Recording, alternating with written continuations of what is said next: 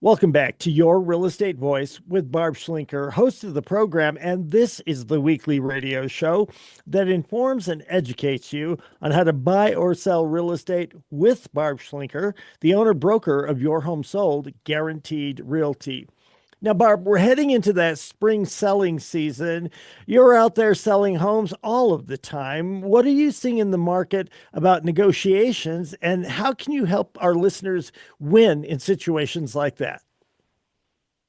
Well, Richard, putting a home on the market and hoping that your home sells is not working as well as it did a few years ago is the problem. If the home is priced right and it's the best home at the best price, um, typically those homes will sell for top dollar. And the buyers are pretty well versed about pricing and inventory and what represents a good buy versus not, right? And you can actually create demand for your home if you have something special that you're offering. As an example, we sold a house last year where the husband and wife are both veterans. They didn't both need their VA eligibility because they're living together. And so they offered their VA loan to be assumed. The interest rate on that VA loan was like 2.75%, right? So we advertised that it's available for a VA assumption. And this buyer was clamoring to get that house. They would do anything to get the house. And that included paying the buyer agent commission, right? Because if you do the math, you can't get a 2.75% mortgage rate right now, right? So it's almost like handing that buyer in that price range about $500,000 of savings of interest. So those are some of the things that, if it's available now, people are terrified of it, right? They're like, I don't know. What if they don't pay? Well, the credit reporting actually stops on a VA assumption when that person assumes the loan. It could affect your eligibility down the road only if they foreclose, but typically they have to have a little bit of down payment and skin in the game. So at the end of the day, when you talk about negotiating, when you get offers, there's a lot to consider. First of all, the price. Second of all, believe it or not, the buyer's ability to buy. So even though they might have a cute little pre-qualification letter that comes along with their offer, which most agents do send that much, I'm not sure the agents are asking the question. They don't have to do it, so they don't even ask the question. I got one where we got a pre-qualification letter, not pre-approval. It made the buyer look weak, but actually the buyer was well qualified and they were all ready for underwriting. But the lender didn't say that in their letter and put doubt in the seller's mind. So when you're making an offer, I don't care what kind of market it is, you definitely want the buyer to be presented in the best light, right? So then I had one time a few years back, there were probably 6 or 8 offers on this house, and the seller had just lost a contract. So it went under contract. The contract failed because the buyer couldn't get a loan. So we went back on the market and we got multiple offers. This time, we're not going to let it go. So I got on the phone and I called every single lender for all those offers. And I have a certain set of questions that I asked to find out how really qualified are they? It's 1 month of school to be a real estate agent. It's 2 weeks of school to be a mortgage broker. So how much are they actually checking? I don't know, right? But I asked. And one of the lenders said, they're kind of halfway there with that. In other words, they hadn't checked all of their stuff yet. And so I wasn't going to do that to the seller again, have them go under contract again with another weak buyer and have the deal fail. That's just a huge mistake. So another factor is, do they have a house to sell? I had one listing a few months ago where the buyer's initial offer was pretty good, but it was contingent on their home selling. So when I looked at the home that was selling, trying to decide, well, do you think this is a sellable home or not? I was like, no, all the homes are 50,000 less than what they were asking. they're just going to sit there and not sell. So I advise the seller not to take that offer because the chances of that home selling are very slim. And it ended up being a different buyer that got the house. And then another question is, when does the buyer want to move in the home? So the normal time frame, contract to closing, is about a month. It could be less. I got one closing today that's literally 2-week deal. But is everybody prepared for that, especially if the seller has to move out? I had a request last year where an agent said, my buyer's looking for a house. They got to move in 1 week. So I will give you this offer if you can get out in 1 week. Well, that's, it was a big house. It was like, really? You're going to ask the seller to move out of this giant house in just 1 week, and we still have to wait through inspection? I don't know. Yeah, I don't care if there's cash or not. There's a lot of factors you have to consider. Do they have a house to sell is a critical one, because it puts uncertainty into the transaction, and you don't know when you're going to get to the finish line unless their home is under contract. And then I would want to deep dive into that. I want to see the contract. I want to know if that contract that they accepted on their house, if those buyers have a house to sell. Sometimes I have seen 3 or 4-way deals go on where the agents weren't really forthcoming, and you have to deep dive and find out what's happening. The other question that I see is, how much commission does the buyer want the seller to pay the buyer's agent? So this became negotiable about a little over a year ago. And most agents are throwing in their offers thinking, well, I should get 3% because I brought you a buyer and you didn't have one before, so you should pay me 3%. And some are actually absolutely insisting on 3%. So I had one recently where they made an offer. The seller countered. They were very reasonable. But the sellers knew that their home was priced already a good 5% below similar sales, right? So they knew it was priced right. And yet the agent came in with this premise and mindset that, well, it's a buyer's market and your seller should pay 10,000 of my buyer's closing cost, and your seller should pay me 3% because I got you a buyer. So the seller was gracious and countered them what they would accept. They gave them a little discount, but they wouldn't pay the 3%. They paid some of it. No, I insist on my 3%. So he came back with pretty much the same offer.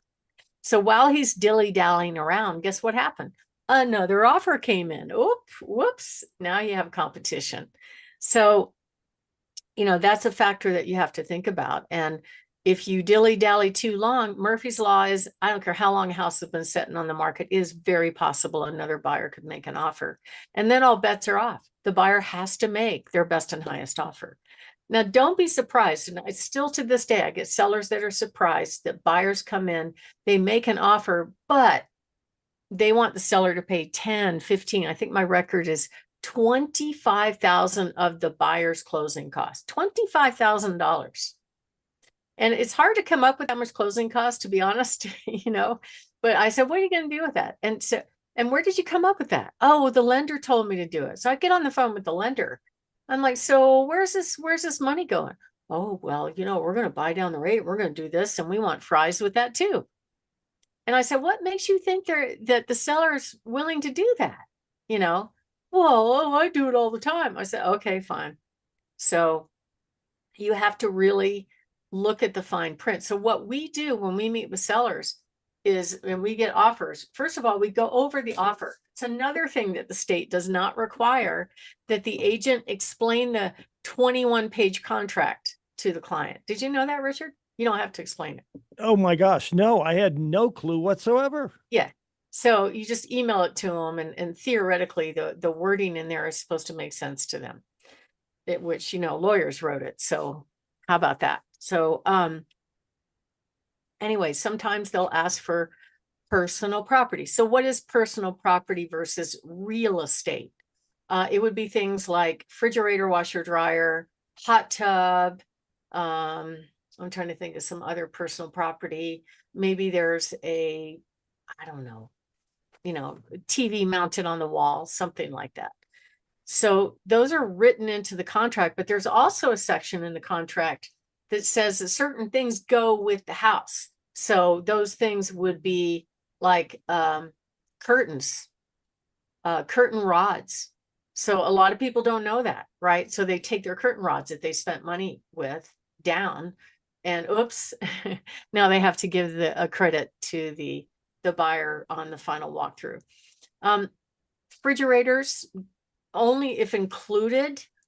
Anything that's included with the house, unless you specifically say they're offered as is, the seller's on the hook if they break. So I actually had an agent that was too lazy to go to the inspection because he put in writing that was a complete waste of his time. But when it came down to the refrigerator failing, he hired an attorney. Now the used refrigerator was worth about $300, but he hired an attorney to fight over this, the seller giving them money for a used refrigerator. We got it worked out, but it was just ridiculous. So I learned something from every transaction pretty much. My name is Barb Schlinker. I'm the broker owner of Your Home Sold Guaranteed Realty and the host of this show, Your Real Estate Voice. And we're talking about how to negotiate a real estate deal and when. And next up, we're going to talk about what sellers should expect to do, what they need to do in this market condition, in any market condition, when they're negotiating to handle one of their largest assets. Richard? Barb, we're talking about negotiating a real estate deal to win in the market. Tell us more about that. Well, Richard, when you're negotiating, I think that both parties, that both agents need to really do their homework, right? And most home sellers are relying on the expertise, the market expertise, the negotiating advice, and the current competition to give the sellers good idea to either get this done or not. So I get some very interesting questions from real estate agents when they're bringing offers. Typical questions are, do they have any competing offers? When do the sellers want to move? And I love this one. They ask me every time, how much less will the seller accept? Right now, I can't tell them that. I'm working for the seller. I'm trying to get the most money for the seller. Atypical questions that I get from agents are, will you send me similar sales to justify your sales price? When do the sellers want to move is very common. Will you send me a copy of the competing offers so my buyer can get the house? I've actually had that question a couple of times. How much are the competing offers? I'm like, I can't tell you that. Make your best and highest. So here's the thing. Most buyers, agents, define their worth based on getting stuff for their buyers. So it's us against them, but they want the seller to pay their fee, right? So you have to be really careful on how you communicate with these agents, because we're not, now some agents will do it. Some agents will give the farm away just to get to the finish line. But I've seen agents demand a really, really high commission regardless of their offer, even when they're facing competition. And the net result was their buyer didn't get the house, and now their buyer's mad. Then they send this anonymous letter to my seller going, well, that agent, talking smack about me. But at the end of the day, it's my job to create demand and get the seller what they want, right? And if you have competition, all bets are off. You got to make your best and highest offer, whatever that is. In this particular case, the seller wasn't interested in paying 3% commission. He would only offer 2%. The buyer could have paid the difference, right? But did the agent even ask? They're not trained to negotiate. And so the net result was his buyer did not get the house, but they could have if he worked it out. So there's a lot of training that goes on, and I just don't think people train on it. I think they just assume that if I send an offer, you're supposed to respond when I say you respond, right? But I would tell home sellers in general to, when they get an offer, I don't care how low it is, don't kill the messenger. Sometimes it's the agents trying to influence the negotiations because their motivation is to get their clients stuff. So I don't care how bad the offer is, go ahead and counter. The agent isn't the decision maker.